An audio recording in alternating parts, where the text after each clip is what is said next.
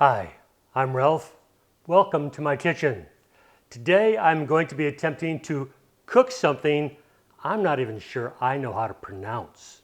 Cote de Boeuf Bordelaise. I feel a little bit more comfortable about the Bolognese part. When I had a viewer contact me in the comments about wanting to know how to do a Cote de Boeuf, to be honest, I wasn't really sure how to do it. But this sounded like something right up my brother's angle here. He loves to do all that fancy French cooking, the European cooking. He used to spend a lot of summers over there in Paris and had friends with a lot of fancy chefs. So immediately I contacted my brother and said, Dave, how do I do this? He sent me a recipe. I am going to attempt to do it, but actually I think this is going to be easier to do than pronounce. And I think that you're going to be able to do it too. I'm adding that Bolognese on. They just asked me about the Cote de Boeuf, which turns out to actually be a bone-in ribeye. So in order to knock it up a couple of notches, make this something really bougie, I'm going to be putting a sauce, a Bolognese sauce on it. So with that said, let's get started. The first thing we need to do is properly season it. I've got some kosher salt. I've got a nice ribeye here. Let me point out right off the bat here. On this ribeye, you've got a couple of different sections. You have this top cap section up here. Then you have this main body. Then here's where the bone is. Now, the ribeye is one of the most tender parts of a cow. And this cap up here, also known sometimes as a spinalis, is one of the most tender. But the whole thing is going to be excellent, and they're typically well marbled. When you're shopping for these, you want to look for one with the largest cap on there because obviously you're paying top dollar for this. You want to get the most tender meat that you possibly can. And they're going to come in different sized caps because as you cut against that piece of meat, the more you get to one end, the bigger that cap is going to be. So if you get one at the shorter end and you get almost a non-existent cap, but you're paying the same amount as somebody who got the large cap, look for the large cap. Now, let's get right to it. Seasoning. I've got my kosher salt here. From high up above, we're getting a good slathering on here. Now, we want to do this plenty of time ahead. Some people will do this overnight. I've typically not been a huge fan of that. I would say you want to go at least 45 minutes to maybe 8 hours. Don't forget the side here.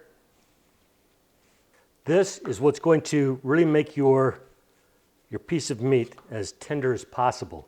Now, we already know this is a tender piece of meat, but we want it to be the most tender piece of beef that you've ever put into your mouth. So this is going to be going into the refrigerator, and I'm going to leave it in there for a couple of hours. I don't have all night to mess with this because I have a show to do, but it's going to be in there for a couple of hours. Right back to you in just a little bit. Catch you then. I'm back and I've just taken the steak out of the refrigerator where it's been salted and seasoning for the last 2-3 hours. And first thing I'm going to do is pat it dry. Now what's been going on with that salting in there, what's happening is the salt is getting absorbed into the meat. Moisture is coming out because salt dries things out, right? In the process of osmosis, moisture goes back into the meat along with some of the salt, spreading the flavor throughout and also helping to tenderize throughout. So I've got that patted dry, about to put it into the oven. I've got the oven preset at 250 degrees Fahrenheit. While it's in the oven, we're going to be working on the Bordelaise sauce. Let me get the meter probe inserted into it, because we want to keep up with the temperature. Trying to get that into the middle because we're trying to gauge the internal temperature. And I'm going to try to pull that as soon as it gets to about 115. I'm going to pull it out, let it rest, and then we're going to put the sear on it. So right now, let's get it into the oven and get ready for the sauce. Okay, right now, I've got some shallots all cut up in here. I'm going to start browning those a little bit, so I'll put a little butter in there to kind of help keep those a little lubricated in there while the browning is going on. This is just going to take a couple of minutes. Okay, the shallots are taking on a little bit more of a translucent image to them now. Now shallots have a flavor of sort of a mild onion with a hint of garlic flavoring to them. Now with that done, I'm going to go ahead and add 3/4 of a cup of wine.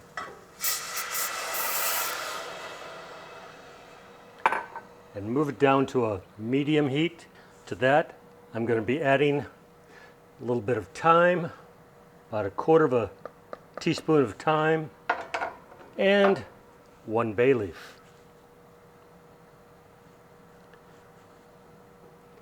Now we're going to let this simmer until it reduces by about half. And the rule of thumb here is don't use a wine to cook with unless you would consider drinking with it. I grabbed this, I'm not even sure how to pronounce the name of it, but I did ask a friend and he said that it should be a good drinking wine because I'm really not much of a wine drinker. So I'm going to trust him. This should be a good drinking wine, so it should be a good cooking wine. Now we're going to give this a few minutes to reduce down before we add some beef stock. Now at this point, you'll notice it's starting to get to a little bit of a rolling boil in here. We want that. I don't have the heat up too much, but enough to get it to a rolling boil. Okay, I think this is reduced down enough where now we can add 2 cups of beef stock.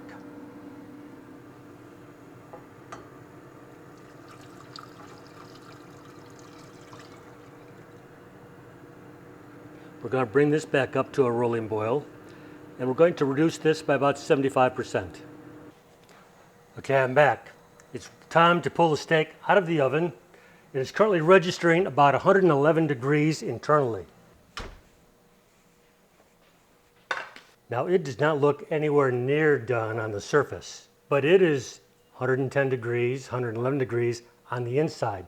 What I'm going to be doing now is I'm going to let it rest for about 10 minutes. So I'm going to set that timer and give that a chance to rest. Now why am I doing that? Because the temperature is not going to come down drastically, but it will come down a little bit. But we've already cooked it in the center. So what I'm doing now is I am buying more time for the sear. Right now, I think I've got some sauce that needs to be drained. So let me go grab that.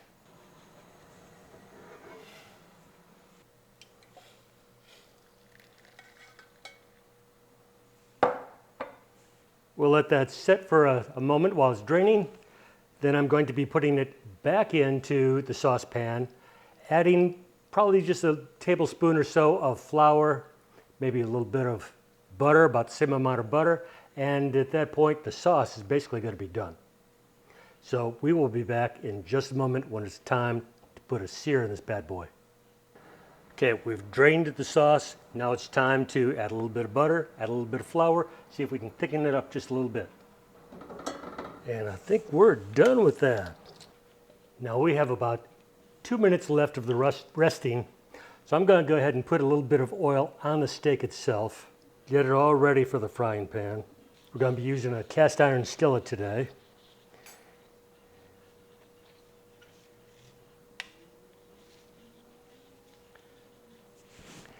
And I'm actually going to try to do this on its edge for a while to try to take advantage of as much of the natural fat on the steak as possible. Let's give this a shot and see what we can get.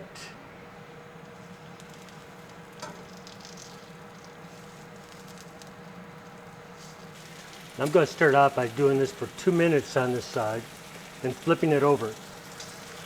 Now the temperature while it was resting really didn't go down at all. While it was resting, it actually went up in temperature a couple degrees and then came down to about where it came out of the oven when I put it on. So we're in pretty good shape because I pulled it at about 111 and I'm shooting to do this until about 125. Okay, it's about time to flip it. Let's see what we have. Oh, that's developing a really nice sear here for us. Current internal temperature is about 117, so we have plenty of internal temperature for it to rise up before we have to take it off. Let's see how that looks.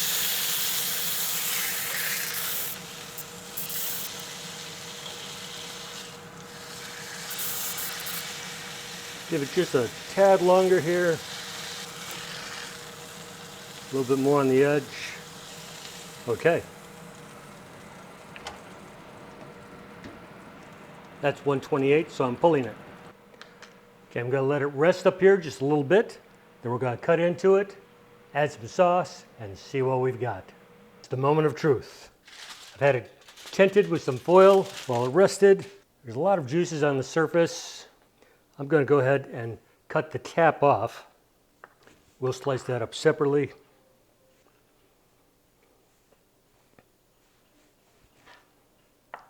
Oh, that is cutting up so nice.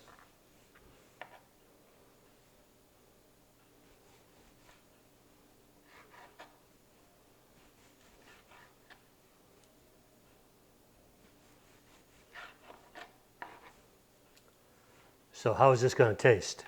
Let's find out. Can you catch it over there?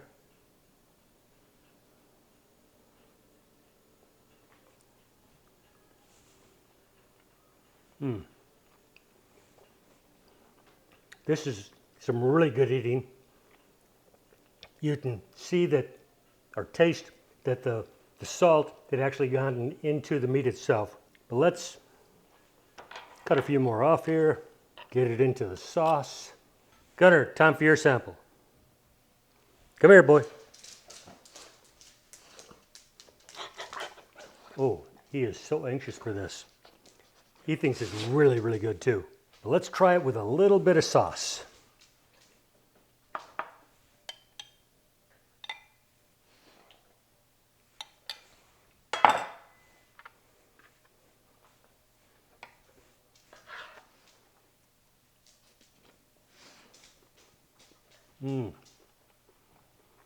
That is fabulous. You're gonna love this. The meat is great, but we expected it to be. The sauce really adds a little bit of bouginess to it. And Gunnar thinks so too. If you're enjoying the video, consider hitting the like button down below, maybe even the notification button, maybe a subscription. And give me a comment down below, because that's where this idea came from. I had one of my viewers ask me to make this dish because they were having difficulty with it.